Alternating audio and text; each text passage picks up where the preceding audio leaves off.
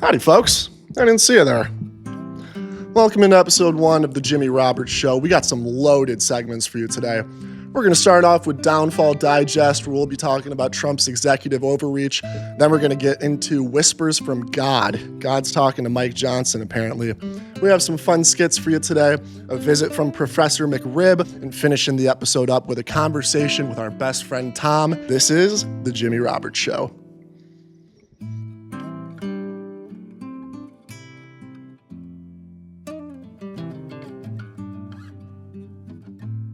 Segment I want to call Jimmy's Little Corner, where I talk about, a personal story and try to connect it to society and reflect a little bit. I'm just going to tell this story honestly, and it's going to paint me probably in a really bad light, but that's okay. Because I want to be honest, and sometimes being honest doesn't paint you as always a saint, and because I'm not one, I'm a human. I went to McDonald's. It's off an intersection, busy intersection. Pulled out, got stuck at the left-hand turn signal light, and I saw this woman, kind of in between the where I was going to turn left and where people were turning left to come into the opposite side of traffic flow, and she was sitting there, homeless, of course, with a sign that said "Happy 4th of July." I couldn't really fully make it out, but she was asking for money or food, and I was sitting there thinking about how terrible it was that she was there, how sad it is, how awful it is that we live in the richest economy in human history and just have normalized the fact that we have thousands and thousands of homeless people. And it also was apparent that she had a mental disability. And this is why I'm still kind of fucked up about this and why I feel like I should have done something. I didn't give her any money and I didn't give her any food. And I feel terrible about that. I just sat there and thought. I thought about whose responsibility is it that she's there, and whose responsibility is it to help her to clean up this problem. And should it be the government's? Should it be societies? Should it be localized communities? Should it be the individual like me? And I thought about human history. I thought about just how we come to be. I think community is the answer. But then I thought it's what community do we have? Even if she went up to those McDonald's workers and asked them hey, I'm suffering, can I have a McChicken? And that McChicken would do nothing to McDonald's corporate bottom line, which has globalized out the ass and has restaurants in every single country, yet people still blame the degradation of localized culture on immigrants and not giant corporations that are Americanizing every other country out there. It's that blows my mind. I went to Rome, and you think a fucking kebab stand is gonna ruin my Roman experience and some immigrants? It's no. The 10 McDonald's with giant LED screens in the fucking middle of Trastevere. It's people are just so brainwashed to hate the less than and to not look at the cause that's creating the effect. And so we don't have community to rely upon to help that woman. What we have is that McDonald's, we have Amazon Prime, we have tech and consumerism, which has isolated us beyond any conceivable amount of human empathy. And on that note about that degradation of culture being the fault of the immigrant and not the globalized business, we show contempt for the immigrant. We show contempt for the homeless, but never for the people creating the homelessness, never for the people creating the situation that the immigrant has to flee from. Let's get real here, right? Let's get actually real, okay? And not just fucking live in this loopy land of rhetoric. Who are the largest users of EBC food stamps in America? Walmart and McDonald's workers. So as I'm pulling out of this McDonald's, eating my fucking cheeseburger, thinking about how I am the problem while I'm observing the problem, and I'm just so in this system because I'm broke too, because I'm not trying to get a corporate job and just fulfill this system. I'm trying to at least live an academic life so I can like teach people about the system so we can hopefully break it or improve it. And how does the EBT stuff kind of connect to this homelessness problem, or what I'm trying to say? It's like we'll demonize the homeless, we'll demonize the EBT user, but not look at the giant corporation making record profits, globalizing, like McDonald's, like Walmart, who are using our public tax dollars to subsidize their lack of proper business practice. They're not hiring their employees for long enough wage or for long enough hours that they can get benefits. They keep them all part-time. They don't give them benefits. And then people will say, oh, they don't deserve benefits. So then they go and use the public, but then they want to take the public system away. And so it's like you're going to have fucking people working for McDonald's that are then that lady on the street begging for money. And what's so stupid is like all these fucking Republicans will be like mad at me for shopping at McDonald's. It's like only Republicans who work for corporations that are pricing out local businesses can afford to shop local business, while all the people who are like the Walmart captures a huge percentage of the EBT influx of dollars into the economy. I think they're the largest capture. So those Walmart employees who are being subsidized by public dollars are then shopping with those public dollars at Walmart, hyper inflating a quarterly projection to compete with China's slave labor, to get a fucking CEO a bonus while he goes to church the next day and acts like everybody beneath him is just, not working hard enough, and for them to want me to pay a fair share of my whatever is immoral. It's so ridiculous. I'm just kind of like over it. I'm kind of over it. So I don't know what I think the solution is localized communities, but the problem is localized communities, the excess or the surplus that you would then use to help out those people like the homeless, they're getting shipped off to like foreign shareholders. And then they come in and they buy up our neighborhoods and then rent it to us and hike up the prices. There's no surplus in a local community anymore. The surplus is dollars that are being sucked out of that community to go into shareholder pockets and big CEO pockets. And then those CEOs look at the poor people and say, you're the problem. I'm just really over it. And it's usually Christian CEOs. It's usually Christian CEOs sucking the money out of localized communities and then blaming those localized communities for higher crime rates, for lower education. It's like, what do you fucking expect, bro? When your stonk is just driving up and the federal minimum wage hasn't increased since like the 70s. You think you're $7.25? It's just like, I don't know. I don't know what to tell these people anymore. I don't know. I don't know what the solution is to that homeless woman. I think it's local communities, but the surplus that local community would use to help that homeless person is being drained for shareholder profit. And then somebody comes around and honks at her.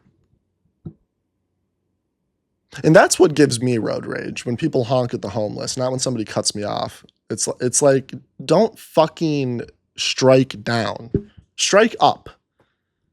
You're going to get mad at the homeless and not get mad at the opioid epidemic that was ushered in by for-profit pharmaceutical companies that gave and pushed addictive opioids to doctors and prescribed them without long-term study. But nobody wants to talk about that because they wear nice suits and go to church and they talk really professionally and they're like, oh, I'm so proper. I'm such a good person, while you're draining the fucking community. I don't know. It's beyond me, dude.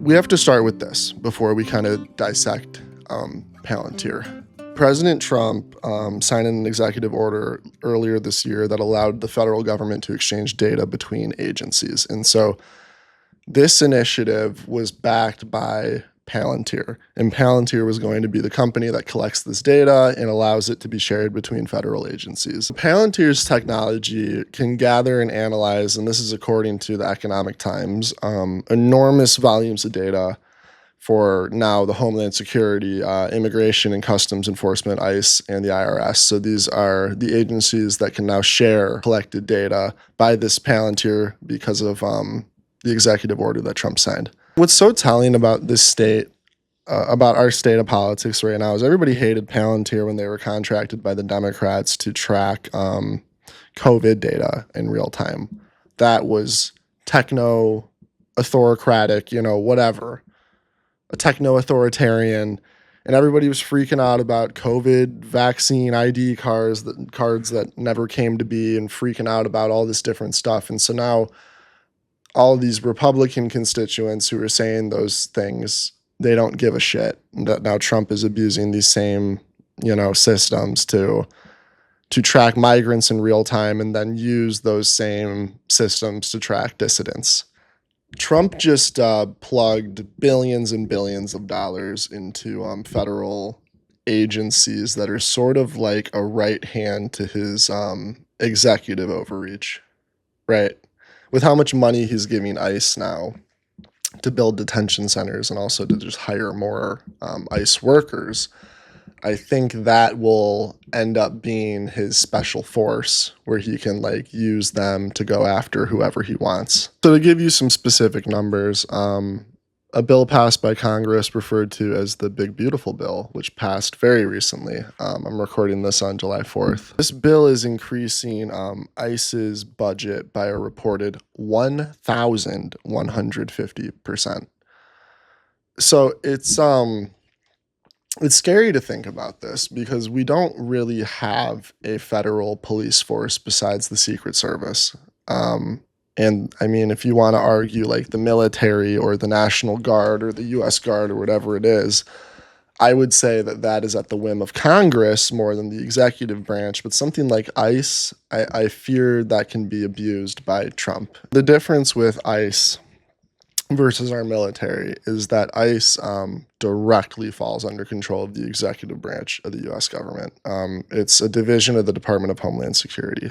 When you're using the military, there's generally checks and balances, like Congress having to approve military action, whereas for ICE, Trump can kind of use it as he sees fit. And it's also scary because ICE, they don't have to be in uniform. They can just show up as street clothes people and basically kidnap you off the street without due process. And we've seen that. The crux of all of this is Trump's funding a private, executive branch, basically military force that he can use on a whim to go after dissidents, to go after whoever he really wants to without due process or constitutional protections. And he's using those departments in combination with Palantir to have a centralized database on all U.S. citizens and migrants that is updated in real time. And if that is not the definition of a techno-authoritarian state, then I don't know what is. And the problem with smooth-brained people, the problem with idiots, is that they'll see this and be like, yeah, because I support it, without realizing that the hands of power changes. And when precedent is anteed up over and over again, and then somebody comes into power who you disagree with, you're going to be like, oh, don't do that, don't do this. But you supported it. You were quiet when it was happening. And so the second that they come for you and you say stop, they're not gonna, because you didn't say stop when they were coming for the immigrants. You didn't say stop when they were coming for the protesters. You didn't say stop when they were going after their political opponents. This is how countries fall. It's apathy. And apathy is rooted in several causes, but it's apathy nonetheless. In my whole life, I've been told I can't do anything about these things. I can't do anything about my government. I can't do anything about my economy. I can't do anything about the structures that be. And if I believed that, and if people before me, if my forefathers believed that, then America wouldn't even exist. We would have never defected from British rule.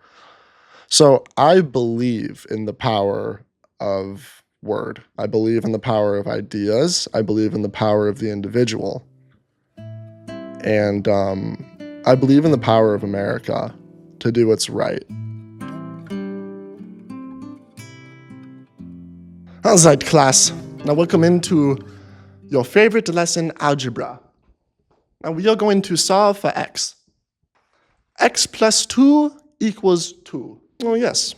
So, can you tell me a little bit about like globalization? Das sprechen Sie Deutsch. What? Is it a globalist, you say? This is what Peter Thiel was talking about. You will be what dies. You are the human being that will become extinct as we merge with the machine. You thought the Green Goblin was scary. I am the monster. I am the weapon. So we return to the root issue, the corned beef. You want to get a corned beef sandwich in New York? That'll cost you $22. And you want to know why? Because that is a domestic product. It was created here with good, hard American labor. But I go to Walmart with subsidized workers paid for by the American tax dollars, and what do I get? A cheap corned beef. It is the illusion of cheap. It is subsidized. Stock price go up, wellness go down. Now, what was the question? Oh, I thought I heard somebody in the tunnels above. All right, guys, I'll see you tomorrow. Thanks for coming to class.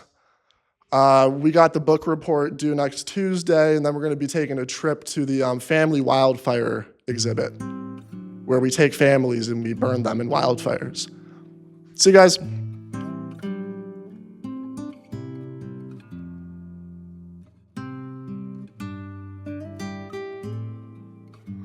Ooh, goody. All right, let's move on to the reference frame.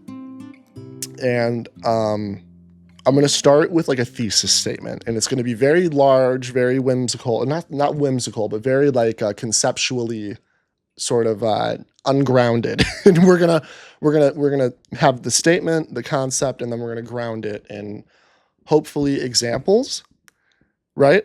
And then we're gonna transition into Mike Johnson and why Mike Johnson could maybe use this segment, the reference frame, especially when he's in a position of power where he's supposed to be a unbiased individual leading and enacting change for the common good. But it's neither here nor there. Okay. The thesis statement is, as I have written down, is basically this. Every belief system, every single one, including politics, religion, etc., is a misunderstanding of time, space, and scale. I'm going to talk a little bit about the power of language, a little bit about the metaphysical power of imagination, a little bit about the limitations of classical physics, and I might mention fractals, I might mention entropy. We're going to get a little weird. We're going to get a little sci-fi. Okay, homies, stick with me. So let's start with a thought experiment. Close your eyes, okay? Close your eyes. I promise I'm not going to jump through the screen and get you, or will I? So close your eyes. Imagine a penny, okay?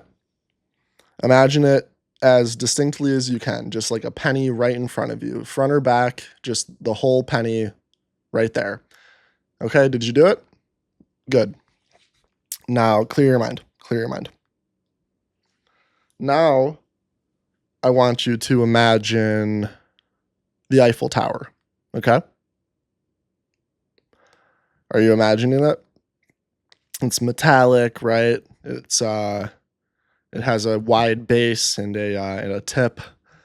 Oh my God, I can't even believe I just said that. Okay, you're imagining the Eiffel Tower, right? Metal, good. Paris, the French, the baguette. Good. Clear your brain. Now imagine the sun. Okay? Imagine the sun. It's hot, it's orange, it's yellow, it's bright. And now clear your mind. And I'm going to ask you a question. In that theater, in that projection room in which you imagine these three things, a penny, the Eiffel Tower, the sun, was the difference in scale of those three objects realistic or similar to how it would appear in our natural world? No, of course not, right? This kind of signifies our inability to perceive proper scale, okay? And scale is one aspect of how we interpret the universe around us and how we attribute meaning to the universe based on our own experience, right? Because we're reverse engineering the universe through our eyes. That's what we're doing when we create language and we create concepts that sort of connect what we observe to what we believe the meaning of that observation is. So we've established the fact that we have limitations in how we imagine scale. And what's the mechanism of that? We're kind of flattening reality to make it navigable. Okay. And that's a survival mechanism, right? We're taking something absurd, abstract, and we're shrinking it down into a size in which we can grapple with and understand and comprehend. And you're going to do the same in terms of, say, imagine a billion pennies, or imagine a billion people suffering if a nuke was dropped. You would fail to imagine this because there are limitations to your human conception. What you think you know are scale system illusions. Okay? So we cannot imagine scale properly. We cannot imagine the suffering of billions of other people properly. We can't imagine the systems inside of us properly, right? Because it's like even how we imagine a self, we imagine it as a sole entity, but that's not true. And we all know that. There's billions of microorganisms inside of me, all doing their thing, upholding their role in their systems to produce the illusion of oneself. And so let's ground this in very specific examples. Let's talk about we have this illusion of size, and now we're going to add space and time. Can't properly grapple with time because it's so massive, and how we can't properly grapple with space because it's so massive. I don't think people really fully understand what it means when scientists say there are trillions of galaxies out there. It becomes this absurd hypothetical that people can't grapple with because we're made to exist in small scale sort of tribal immediate environments like neighborhoods, communities, not galaxies, okay? And so that's why something like climate change is hard to get people to care about, even though it's one of the number one driving forces of impacts like on humanity and the world around us. It's a system that lies outside of our imagination. The scale in which that system operates doesn't exist within the same scale in which our imagination operates. Whatever it is, these big concepts, they feel huge, yet we map them onto small familiar frames of reference, like how we mapped the sun onto our familiar reference of the penny. We're taking the all and we're mapping it as the penny. And if you want to make a more extravagant comparison, you could say the universe and our solar system. And so that's a very simple concept, but to understand it, you have to do a lot of profound sort of concept mapping, which is through language, or soul searching through things like maybe psychedelics, unorganized religion, so actually seeking God and not just following a concocted version of it. We can't properly scale up systems of understanding, systems of value, systems of time and space. Because our like something like our morality, we can only scale up so far. We can abide to our morality in terms of our localized environment, but take the globalized supply chain, for example. It's very hard for me to scale my morality to be synonymous with that globalized supply chain because there's something out there that's not synonymous with my morality.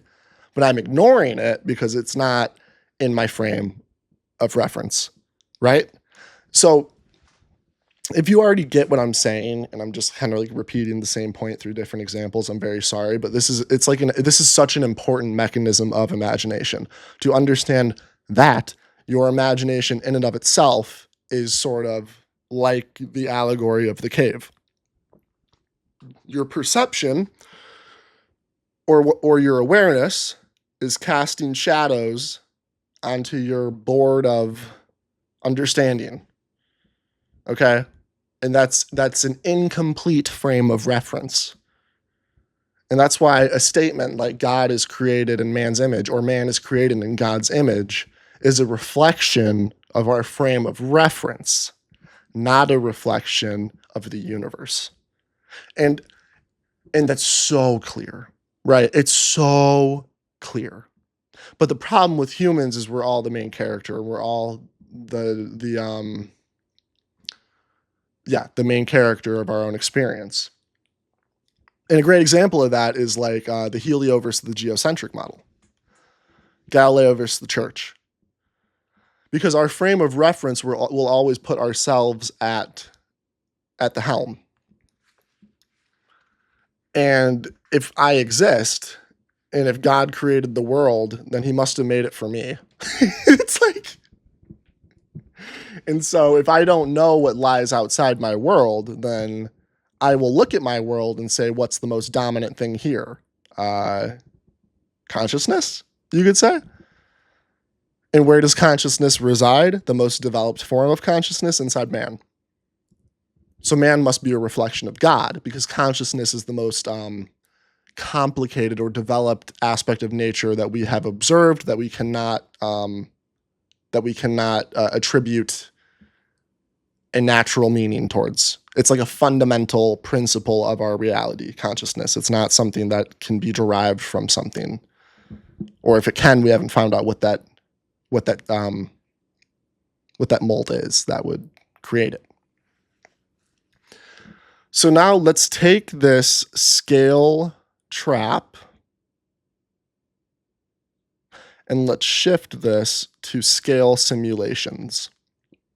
The story of humanity is basically building symbolic systems that shrink the universe down to manageable sizes. And let's complete the geocentric versus heliocentric. For those of you who do not know, geocentric, Earth is the center of the universe. Geocentric, Earth is the center of the solar system. Heliocentric, the sun is the center of the solar system. And so if the Earth is our point of reference and we're observing things that are going on around us, outside of us, of course we are the middle. At that time, before it was well known that the system outside of our scale of understanding operated different than what we thought it did, we operated with a geocentric model. And the geocentric model we attributed to God. Because our highest understanding must be God, so what lies underneath our highest understanding, the geocentric model, and so we attribute that to a higher power because it's our highest understanding at that current snapshot in time. And since we exist in that current snapshot, we can't imagine a future in which it would be commonly accepted that the sun is the center of the solar system. Because nowadays, you ask any Christian, what do you think about the heliocentric model? They'll be like, huh? Or they'll be like, yeah, that's accepted. No, Galileo was put on house arrest by the church because he challenged or questioned the highest understanding of that era. And so the argument becomes then all belief systems are just scale simulations, because once that scale expanded to heliocentric then became a demystified highest level of human understanding that must be underneath God. So God made it this way. Now don't go against heliocentric or you're going against God or whatever it is. And let's expand this to like other things. So religion gives us that father figure in the sky. It gives us that highest level of natural understanding, and that all things underneath it must be divine, or that all things underneath it must fit into some current conceptual framework of what is divine. Let's put it that way. So while religion gives us that, nationalism gives us a time and place tribe with a arbitrary flag to place our time and place values and belief systems in. America isn't a thing. It's a collection of it's well, I've heard people don't like the idea that America is a collection of ideas. They say it's a collection of people, and I would say people are the interchangeable units that have existed forever. People for the past 200,000 years have existed within this framework of like Homo sapien cognition, which is funny because we attribute all these conversations that I'm having to Abrahamic gods that have only existed for 2,000 years. And so, like, I've been to Pompeii, okay? I've seen Roman ruins that are like casted without Jesus even coming to Rome yet. It's like Apollo and Roman gods and all this stuff, and it's like just makes me laugh. It's scale simulations, and it's great going to a place like Pompeii to see how our reality was reflected at that moment of scale, of like conceptual understanding of what's around us. Capitalism gives us a scoreboard.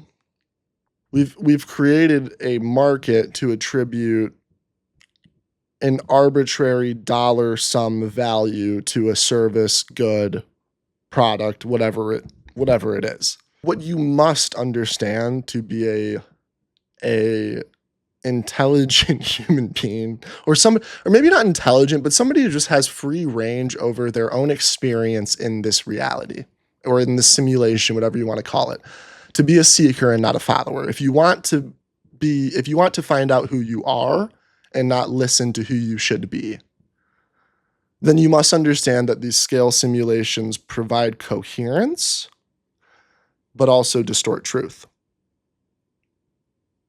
Okay? And it distorts truth to fit the scale of the human conceptual stage. Okay? Now take that same frame of reference, the inability to conceptually imagine proper scale, and apply that to things like knowledge, to things like any other system, right, that changes with time. These systems are not static. If they were, maybe the religious fundamentalists would have a point, but it's just entropy exists, dog. And entropy, no, that's not the right example, but maybe like creative entropy, because we imagine and then our knowledge catches up to that imagination. But so let's close this conversation by acknowledging that all meaning is frame dependent. My idea that God is a sole entity is dependent on me existing in a time in which my frame of reference does not attribute God to systems like weather, because I've demystified a system like weather. And demystification doesn't necessarily mean it's not divine. However, demystification expands a frame of reference, and usually an expanded frame of reference in society is correlated with a demystification. Once we figured out how weather systems worked and that they were dependent on things like, what are the three?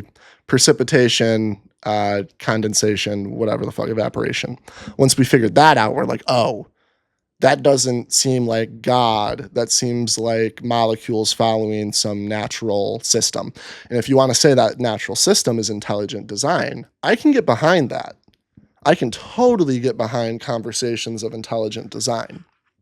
However, what I can't get behind is that intelligent design proves a static framework of reference. And that's the bing, bing, bing. Intelligent design does not prove a static frame of reference.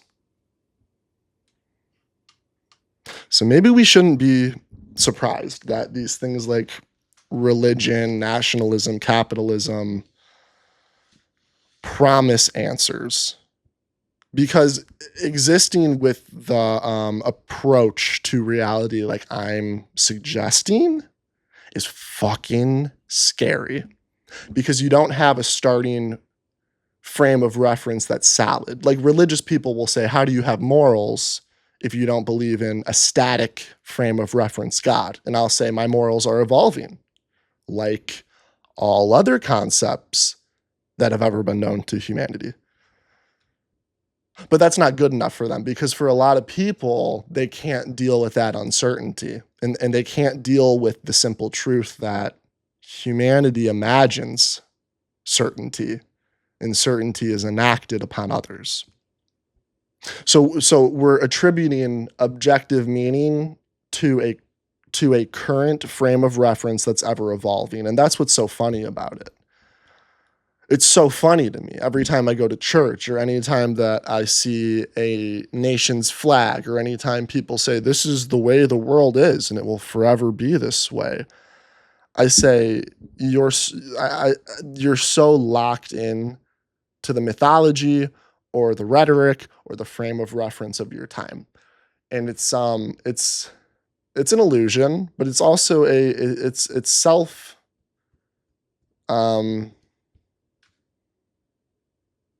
it hurts the self because you're not expanding cognitively as you should or even spiritually. You're stifling your spiritual and conceptual expansion when you take a frame of reference and pretend that it's forever. Yeah, that's my TED Talk. Thanks for coming. Good stuff.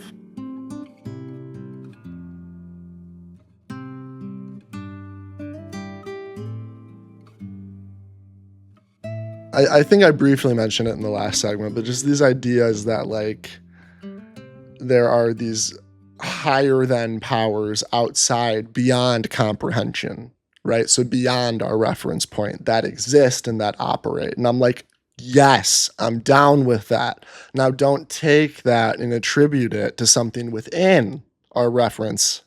Like that's what's so funny about the omniscient arguments.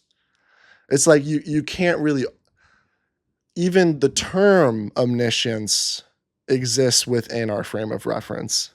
You know what I mean? So it's just kind of ironic to like use these sort of end all be all gotcha terms to prove the power of a conception that exists within a limited scope. I'm totally fine with the fact that there are things outside of our scope. I'm down with that. That's why I'm probably a theist. However, your idea of a theist lies in this baseline idea of like God and worship and practice and praying and all this stuff where I just think like something like praying, that's just like a basic fundamental law of metaphysics. Your energy impacts the ether. So to me, it's not so much this religious concept, it's more of this intelligent design concept, if you want to call it that, that lies outside of my frame of reference that I'm acknowledging is there. And I'm not saying it's a natural system, and I'm not saying it's a organized theistic system. What I'm saying is it's a system. And I don't understand it. And that takes maybe humility that my mother taught me, but I don't know, dude. It's just so weird. I think it really comes from this fear of uncertainty and this fear of living for a nullified reason or a non-divine reason and just having your life kind of come and go as a dispersion of energy, you know? I don't think people vibe with that. I think they vibe with the fact that if I follow some weird laws and things that are defined by human beings in placeholder positions of power that tell you placeholder laws to follow, to be in with the guy upstairs. I mean, if that works for you and that gives you this like facade of certainty where you're like, oh, if I just do these things, then I'm a good person. If I just do these things, then my life is divine and is meaningful. Like if that's what you need, cool. But for those of you who seek and not follow, for those of you who understand that we abide by structures and not abide by laws, and I mean that in terms of our conceptual structures, things like government, faith, economics. These are all ideas that are then enforced by ideas. But so let's talk about Mike Johnson and kind of bring all of these really like airy conversations down to something that I just think is like pretty fucking laughable. So Mike Johnson had a speech leaked at a Christian lawmakers gala. It's a National Association of Christian Lawmakers, so the NACL, right? During his speech, he thanked events organizers for not inviting any reporters. And he said, I quote, I'll tell you a secret since the media is not here. I'm just going to read his full quote because it's so unbelievable to somebody who's outside the club. Like if you're a religious fundamentalist, and even like if you're not a Christian, but you're an Abrahamic fundamentalist, so like if you're like a Muslim or a Jew and you're like, yeah, you know, this dude's speaking wacky language, but it's my language. It's just a different type of wacky. They think different things about the whack. So I don't know. As somebody who grew up with like I grew up Christian, but from a very young age, I was just like, okay, these people are wearing costumes, same as I do on Halloween. They're just like saying things. I don't know. It just always seemed like a system. And so I remember telling my grandma, who was very, very religious, died very religious. I remember telling her I'm Jewish because I didn't want to go up and get blessed by the pastor, and it worked. Just created a lot of hell for my mom, but it worked. Mike Johnson quote, "The Lord impressed upon my heart a few years before this happened that something was going to occur," he said. "And the Lord very specifically told me in my prayers to prepare, but to wait. I had this sense that we were going to come to a Red Sea moment in our Republican conference and the country at large. Look, I'm a Southern Baptist. I don't want to get too spooky on you, okay, but the Lord speaks to your heart. And he had been speaking to me about this, and the Lord told me very clearly to prepare. Okay, prepare for what? I don't know. We're coming to a Red Sea moment. What does that mean, Lord?" And I continue this quote. This is all still his quote. I started praying more about that, and the Lord began to wake me up through this 3-week process we were in the middle of the night, and to speak to me. And I started to write things down, plans and procedures and ideas on how we could pull the conference together. I assumed the Lord was going to choose a new Moses. And oh, thank you, Lord. You're going to allow me to be Aaron to Moses. I worked to get Steve Scalise elected, and then Jim Jordan and Tom Emmer. 13 people ran for the post. The Lord kept telling me to wait, and I waited and waited, and it came to the end, and the Lord said, now step forward. Me? I'm supposed to be Aaron? Only God saw the path through the roiling sea we're facing, you could argue, the greatest collection of challenges since the time of maybe World War II, maybe the Civil War. If you look at all the headwinds, all the challenges, they're collected right now. I'm telling you, we should not be daunted in the face of these challenges. Our hope is in God. How are we going to have a godly nation if we don't have godly leaders? So we believe, and this is one of the goals, that soon in this nation, we'll see Christians, people of faith, running for every single office in this country. Okay, end quote. So that was a lot. If you aren't in with the club, if you aren't Christian, that was a lot. Because people get called schizophrenic for a lot less than that. Like if I were to say an orange began to wake me up through a 3-week process in the middle of the night and the orange began to speak to me, that alone would probably get me locked up in an insane asylum, especially if I was a public representative. This guy's the Speaker of the House. He's talking about God waking him up, talking to him, saying that he's a Moses or an Aaron to a Moses and is this like shepherd for a new Lord world order, talking about how we need this country to be led by Christians, that Christians need to be running for every single office in this country. And I'm sitting here like, didn't we defect from England because of the king and the church? We're a Protestant country. What does Protestant mean? It is in protest, right, to the church. It's like I'm living in some alternate reality where these Republican lawmakers are saying we need to take back our country from these demonic liberals, when the people saying we need to take back our country and be like this godly country are not,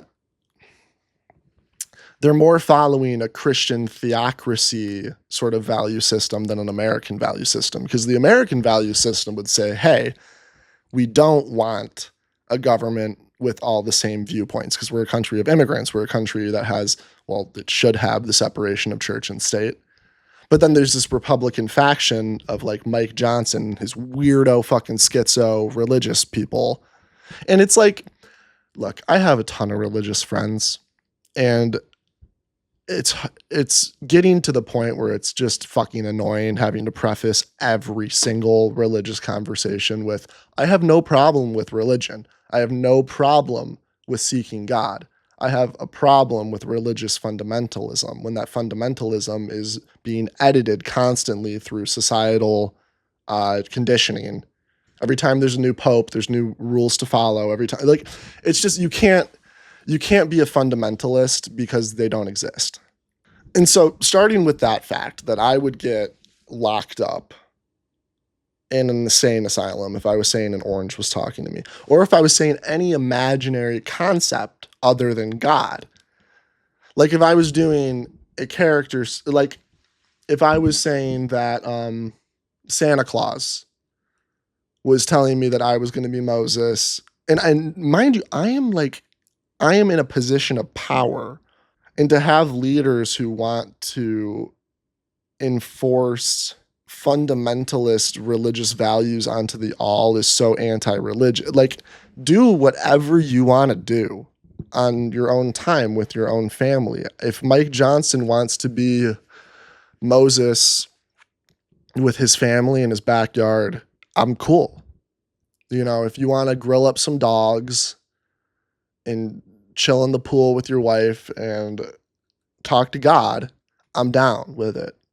Just don't start running for office and trying to like take away my plan B or try to take away my sister's healthcare benefits while claiming you're a Christian, while financing Palantir and bailing out banks and bailing out Wall Street and doing COVID relief and bailing out the automotive industry, but somehow not having enough money for these lazy Americans who just don't work when there's literally people out there with disabilities.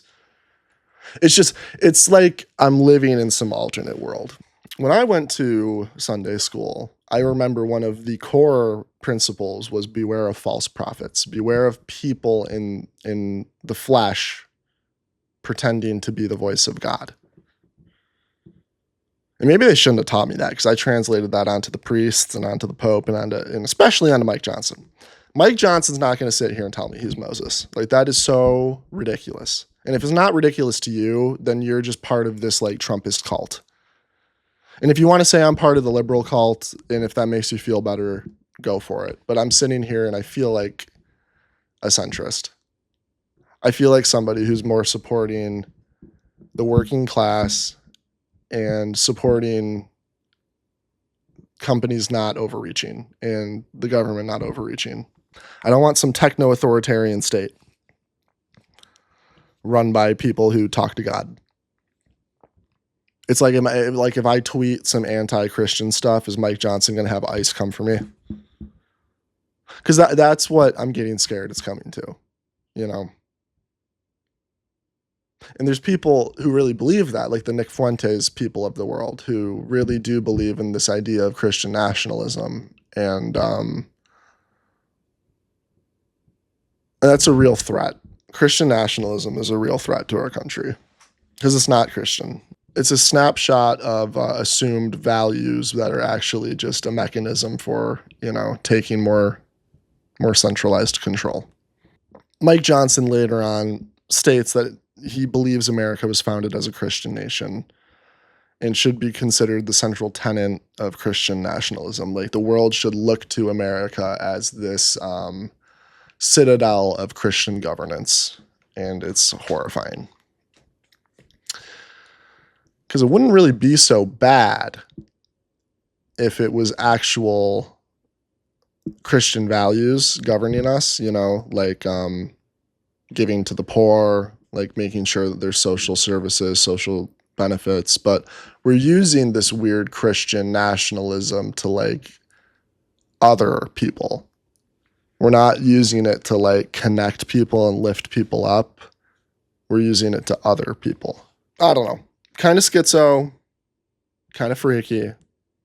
And really, if you're Christian, just sit there and imagine if I said that exact same quote and I said anybody other than your 2,000-year-old Christian God was talking to me, you'd think I was nuts. If I was saying Vishnu did that, if I was saying, I don't fucking know, if I was saying Neptune did that, or not, if I was saying Poseidon did that, or if Hades was telling me this stuff, I'd be looked at like I'm silly. But since our frame of reference exists in 2025, and he's using the symbolic placeholders of our time to communicate whatever the fuck he's communicating, people are like, oh yeah, that makes sense. Yeah. Yep. God must be talking to him, and he must be our new Moses. Let's vote for him. Keep praying, dude. Hopefully God tells you to be a better person.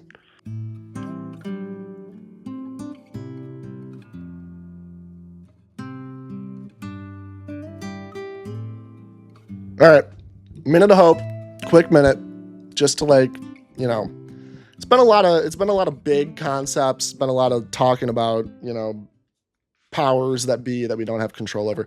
I want to talk about last night. Last night, I live in this like kind of disconnected apartment complex of a bunch of different buildings that it's a bunch of outdoor parking, outdoor places to walk dogs, outdoor stuff, but nobody really talks, and we all have our own units, and it's just kind of new America where we all live near each other but we don't know each other. So I start hearing these explosions and I'm like, fireworks. I love fireworks. They remind me of the magic of being a kid when I would watch Disney movies and I thought like stuff like High School Musical was going to be how the future played out, and I was going to be Troy Bolton. But basically I hop in my car and I drive to the front of my complex and I park, and right next to me is a family. And we sat there, and it was a dad and mom, two small girls, and I thought about we could have been completely different. Like what if that's a family of like psyop, Polish, whatever, investigate.